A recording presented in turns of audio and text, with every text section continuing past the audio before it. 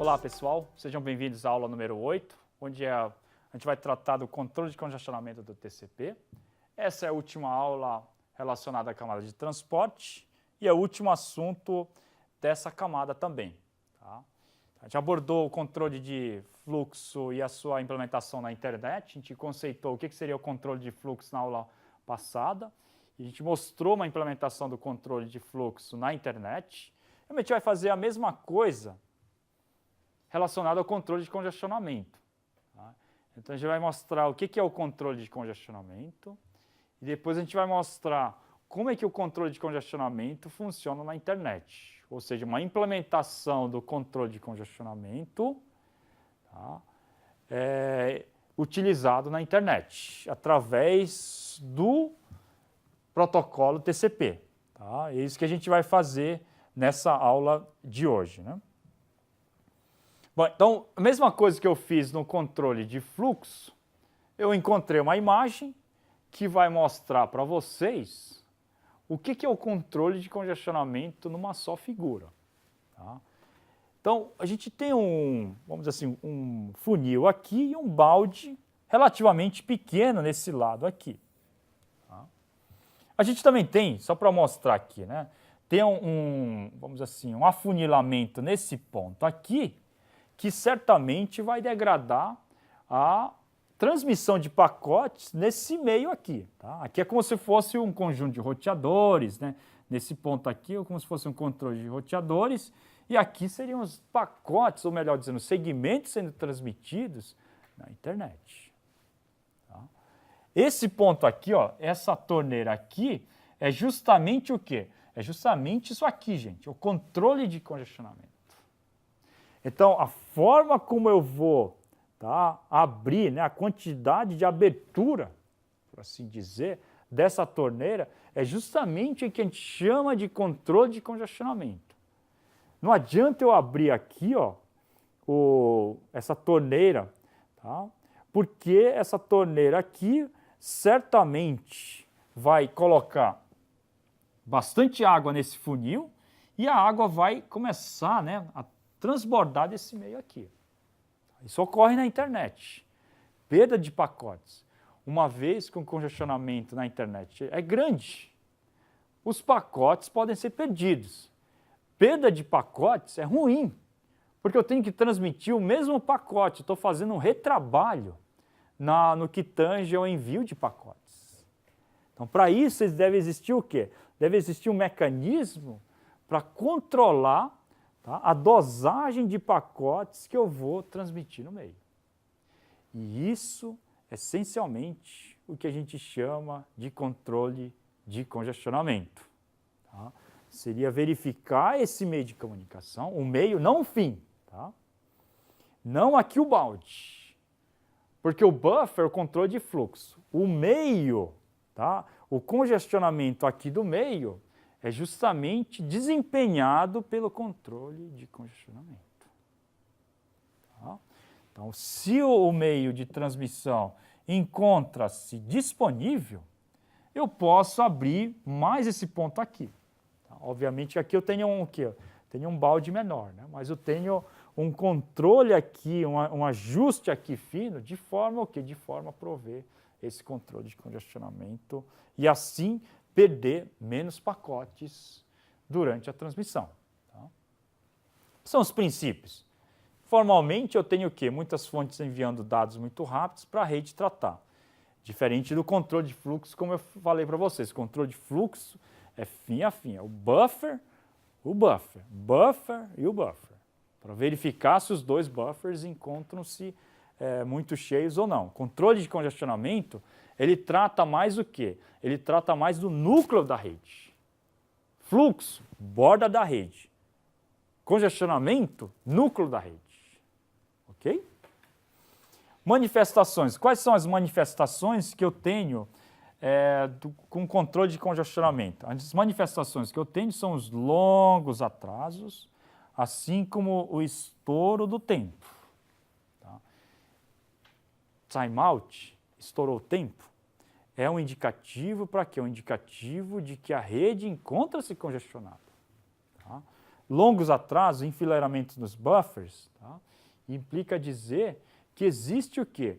Que existe também um congestionamento na rede e que o controle, de um ajuste naquela torneira, ela deve ser realizada de maneira o quê? De maneira a ter um contexto diferente, a ter um contexto, uma manifestação diferente, a ter menos estouro do tempo e a ter um atraso menor no envio de pacotes. Tá? Técnicas para controlar o congestionamento.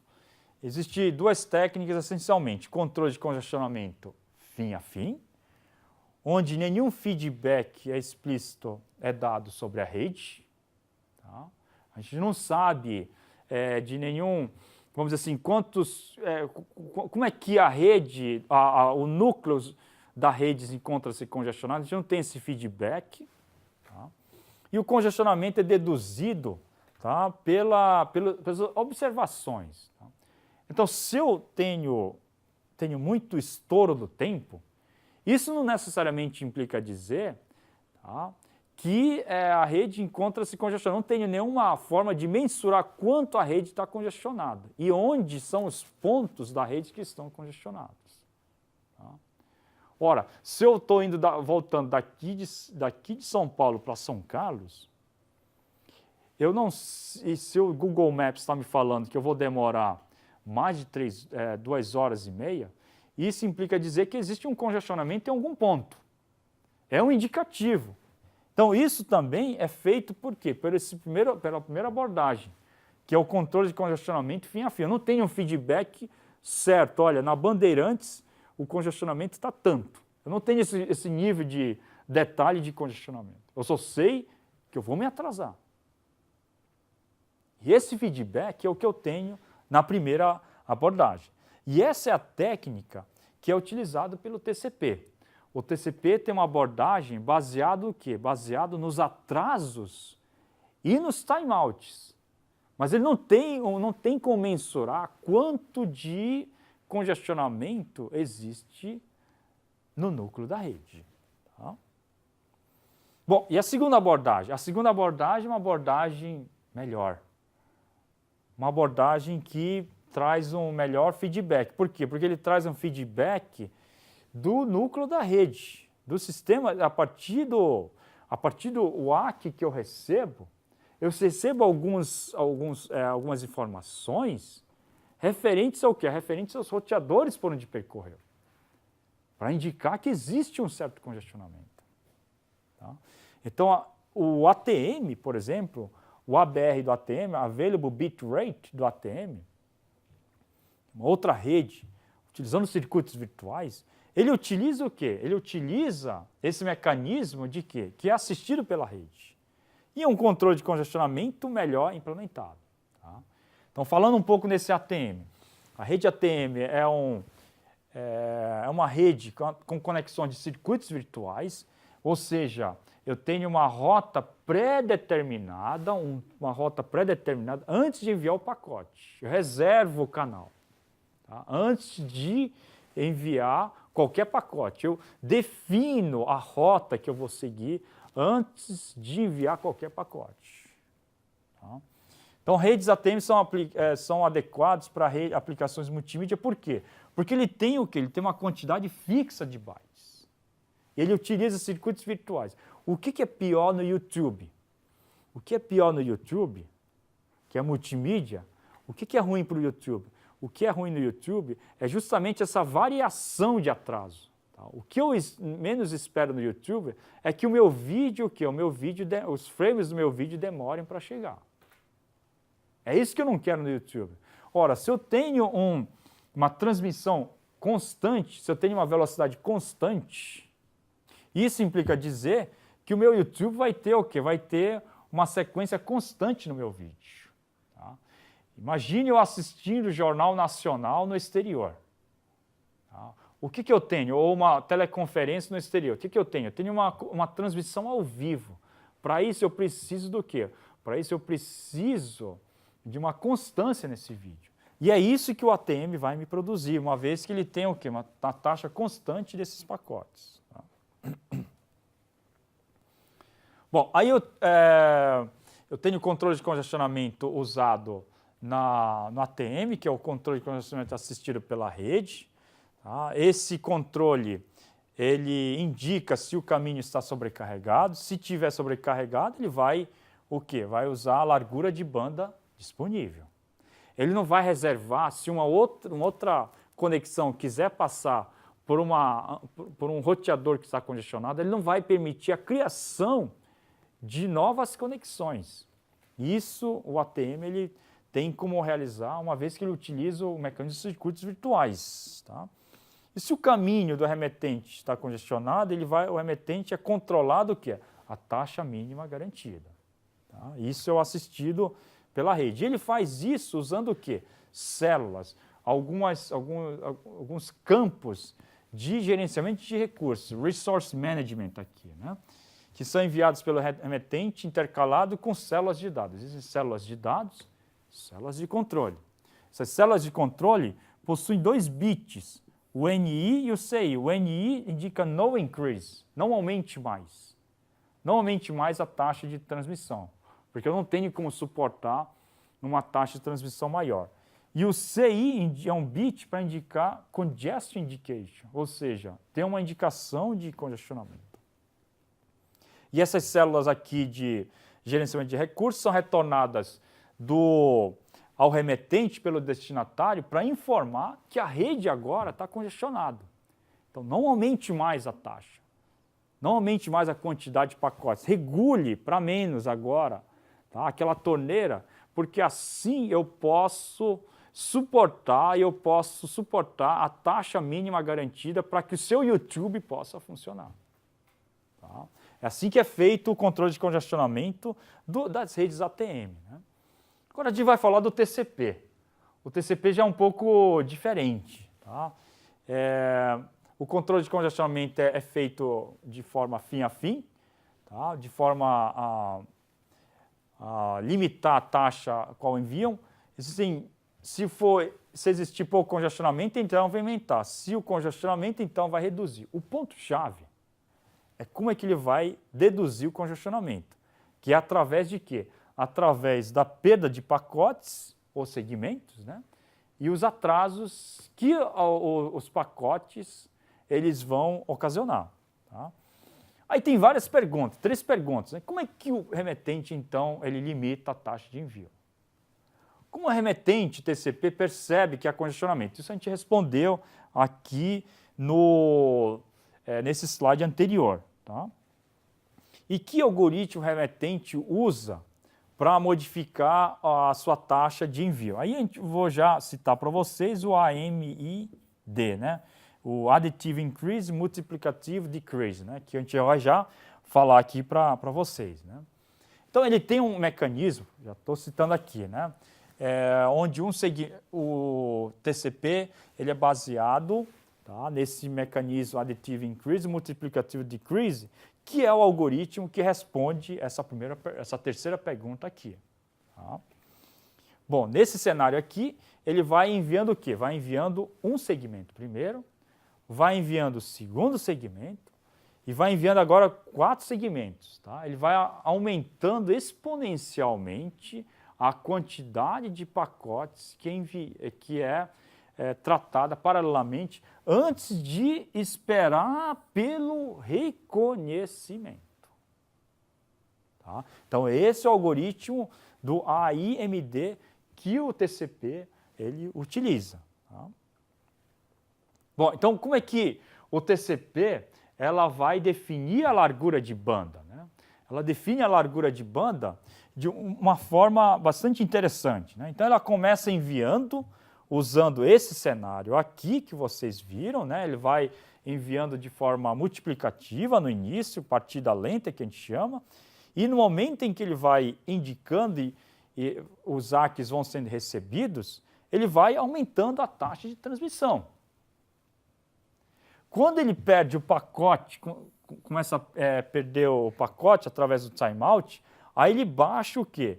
Ele baixa de forma o quê? Multiplicativa. Tá? Ele baixa até o quê? Até a metade desse ponto aqui. Ó.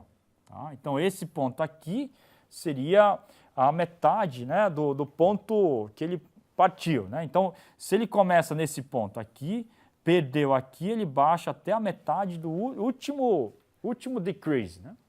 Tá? Depois ele vai aumentando novamente, tá? E ele vai baixar de novo a sua metade aqui, né? E assim por diante, tá? Então agora ele vai aumentar de novo, vai baixar, tá? Para metade do quê? Para metade desse gráfico aqui, tá? E a partir daí ele vai aumentando, baixando, até que ele perca de novo algum pacote. Ou seja, ele tem o quê? O comportamento que a gente chama de um dente de serra. Ele vai aumentando, decrescendo, à medida o quê? À medida que vai perdendo pacote. Tá?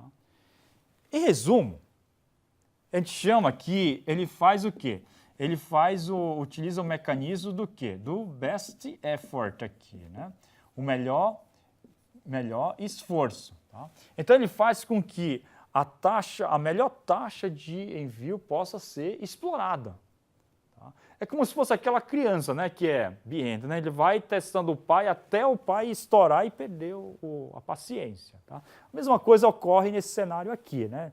Ele testa o máximo que ele pode até ele perder o pacote. Depois ele aumenta, perde o pacote de novo, ele baixa a taxa de transmissão. Tá? Então, o que ocorre aqui, né? Então, aqui começou com a partida lenta, tá? E como ele perdeu o pacote, houve uma perda de pacote no 16, quando chega nesse ponto aqui, ele faz o quê? Um linear aqui, tá? Ele vai aumentando agora de 8 para 9, 9 para 10, 10 para 11, 11 para 12, e aqui ele perdeu o pacote. Então, ele baixa, tá? Houve um timeout, então ele baixa para fazer um increase multiplicativo até o quê? Até a metade do 12, que é o 6. E a partir daqui, ele vai linearmente. Até aqui, exponencialmente. Tá? Por isso que aqui seria o quê? Aqui seria o linear e aqui seria o multiplicativo, o exponencial. Tá? Então, o controle de congestionamento TCP, se o A aqui é recebido, aumenta o quê? Aumenta isso aqui, ó. Tá? Como vocês estão vendo, no início ele vai de forma exponencial, chegou na metade do ponto onde ele perdeu, houve o timeout, ele vai linearmente agora. Tá? Então, recebeu, continua aumentando. Tá? E aumenta linearmente no momento justamente para prevenir o quê? Para prevenir o congestionamento. Aqui ele já pega, como, entre aspas, pega mais leve aqui. Tá? Para que ele não possa ocorrer um outro timeout. Então ele vai aumentando linearmente a partir da metade do threshold aqui, que seria o 16, né? Onde ele houve o timeout da última vez. Tá? Bom, se tiver um timeout sem resposta do destinatário, aí ele corta, tá, o CW Wind aqui para o quê? Para 1. Tá? Como ocorreu aqui, ó. CW Wind é 1. O que é esse CW Wind? CW Wind é a quantidade de segmentos que ele envia até ele receber um ACK. Tá? Ok? Que eu mostrei no slide anterior. Né? 3 ACKs duplicados, aqui o TCP ele tem o quê? Tem um mecanismo particular dele. Se eu recebo 3 ACKs em cima de um pacote que não foi recebido, tá? O que ele deduz? Deduz que o meio encontra-se congestionado. Então ele corta pela metade, tá, da taxa onde ele se encontra. Justamente, tá, corta metade, tá, o CW pela metade, menos agressivamente do que o timeout. Ou seja, se ele tem 3 ACKs duplicados, aqui, ó, tá, 3 ACKs duplicados, em vez de baixar até esse ponto aqui, ele baixa o quê? Ele baixa até a metade, ou seja, até o 5. Justamente para prevenir aí o quê? Prevenir aí o timeout. Tá? Bom, então esse aqui eu já falei para vocês, ele tem um controle de serra, só para explicar para vocês.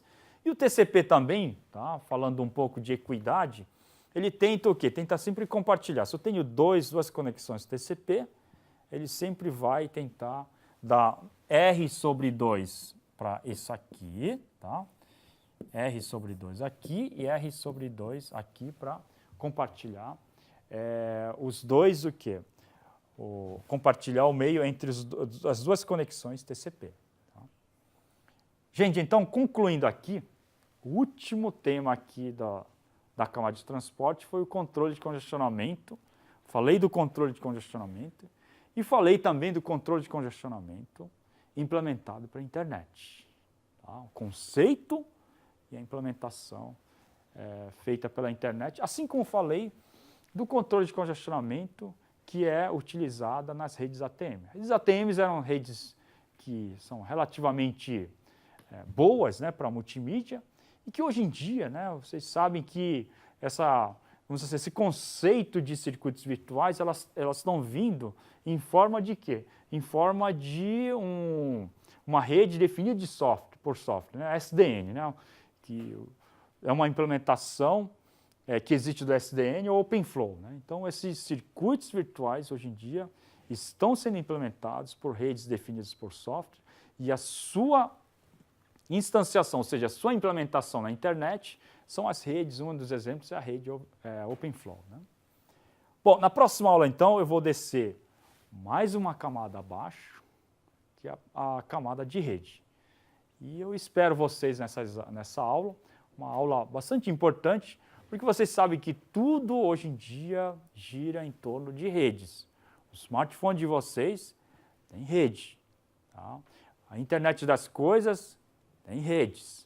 Cyber Physical System, outro assunto bastante interessante, tem redes de computadores também. Então, um assunto bastante interessante que eu espero que vocês venham a usufruir, aproveitem bastante o conteúdo e estudem. Tá? A gente está aqui agora no capítulo 3, então, que vocês estudem bem os conceitos, serão de muita valia para vocês.